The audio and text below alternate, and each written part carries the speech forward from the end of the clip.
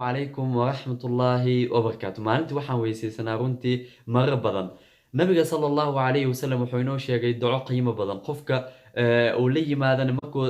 weysada dhameeyo kadib ducadan akhriyo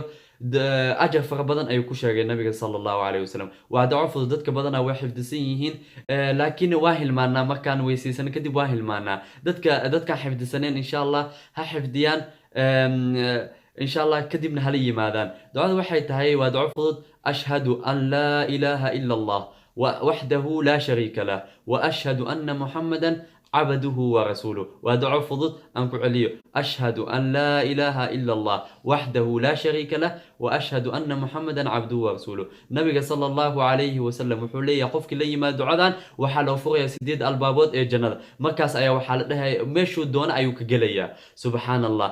afkaada iyaysan ku ciilin ducada sideed albaabod jannada sideed albaabod ee jannada in lagu furo waxay ku xiran tahay un afkaada inaad la timaadid aad dhahdid ducadan markaad weysaysatid kadib insha Allah taas aan ku dadaal ducadan aan xifdino dadka kale insha Allah aan sii barno wa barakallahu fiikum wa salaamu alaykum wa rahmatullahi